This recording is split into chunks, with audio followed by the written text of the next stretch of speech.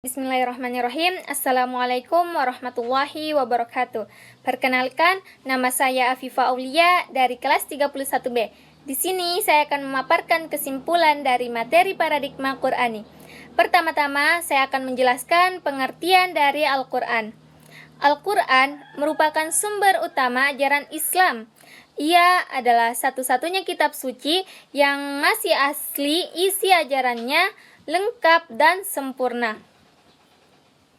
Al-Quran adalah pedoman hidup bagi manusia dalam upaya meraih kebahagiaan dunia dan akhirat. Al-Quran mengarahkan para pembacanya untuk berjalan di atas sirat mustaqim atau jalan lurus Allah Subhanahu wa Ta'ala dan mengakhiri tugas kehidupan secara husnul khatimah. Oleh karena itu, manusia dituntut untuk menjadikan Al-Quran tempat berkonsultasi, lalu menjadikannya sebagai seluruh kehidupan. Materi yang akan saya sampaikan adalah tentang paradigma Quran. Apa yang dimaksud paradigma, apa pula yang dimaksud paradigma Qur'ani, dan mengapa Al-Quran dijadikan paradigma untuk menghadapi persoalan-persoalan. Secara etimologis, kata paradigma berasal dari bahasa Yunani yang asal katanya adalah para dan digma. Para mengandung arti di samping, di sebelah, dan keadaan lingkungan. Sedangkan digma berarti sudut pandang teladan, arketif, dan ideal. Dapat dikatakan bahwa paradigma adalah cara pandang, cara berpikir tentang suatu realitas. Adapun secara terminologi, paradigma adalah cara berpikir berdasarkan pandangan yang menyeluruh dan konseptual terhadap suatu realitas atau suatu permasalahan dengan menggunakan teori-teori ilmiah yang sudah baku, eksperimen, dan metode keilmuan yang bisa dipercaya. Dengan demikian, paradigma Qur'ani adalah cara pandang dan cara berpikir tentang suatu realitas atau suatu permasalahan berdasarkan Al-Quran. Materi yang kedua yaitu mengapa paradigma Qur'ani sangat penting bagi kehidupan modern. Al-Quran bagi umat Islam adalah sumber primer dalam segala segi kehidupan. Al-Quran adalah sumber ajaran tertinggi termasuk teologi, hukum, mistisme, pemikiran, pembaharuan, pendidikan akhlak, dan aspek lainnya. Tolak ukur benar, salah, baik buruk, dan indah jelek adalah Al-Quran.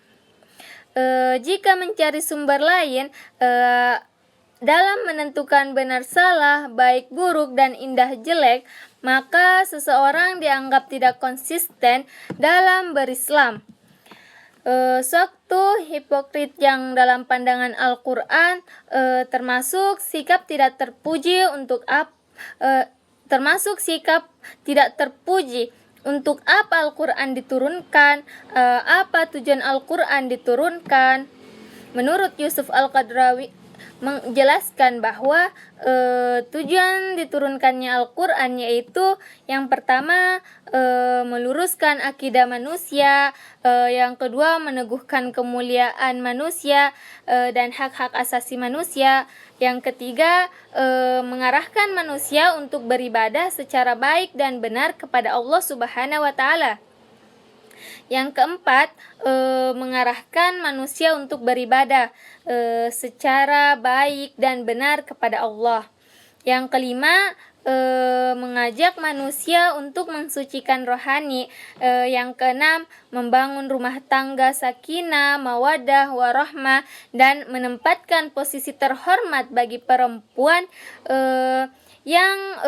Dan yang ketujuh, membangun umat Islam menjadi saksi atas kemanusiaan, dan yang terakhir mengajak manusia agar saling menolong.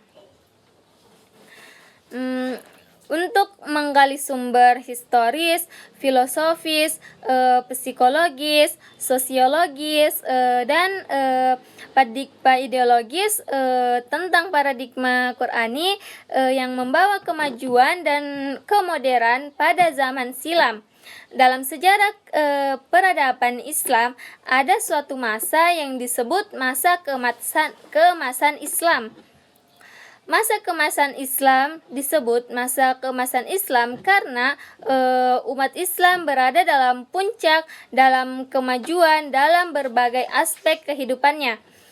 Ideologi politik, sosial, budaya, ekonomi, ilmu pengetahuan, dan teknologi, pertahanan dan keamanan.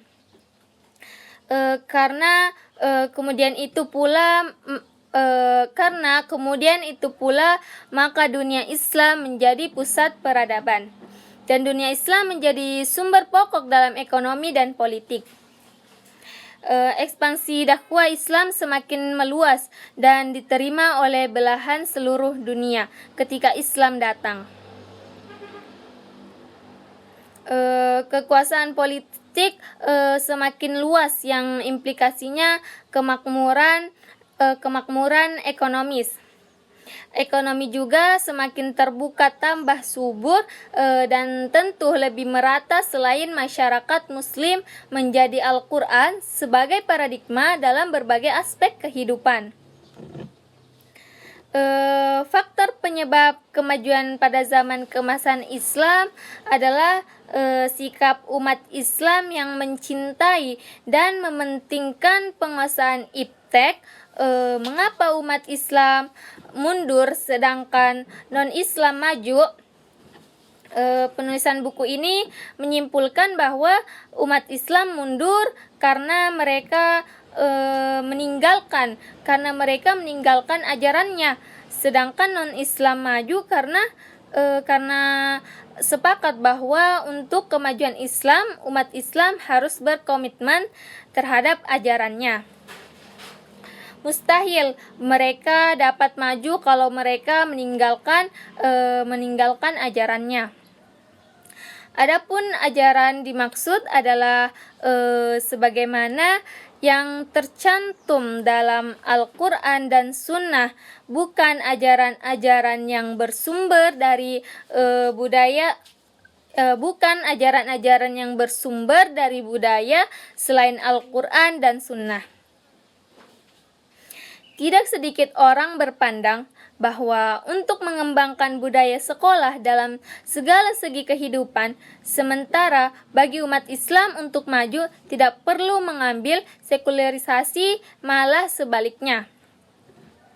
Harus berkomitmen terhadap ajarannya. Mungkin hanya itu yang bisa saya simpulkan dari materi tentang paradigma Quran. Bila ada kesalahan, lebih dan kurangnya saya mohon maaf. Wabillahi taufik wal hidayah. Wassalamualaikum warahmatullahi wabarakatuh.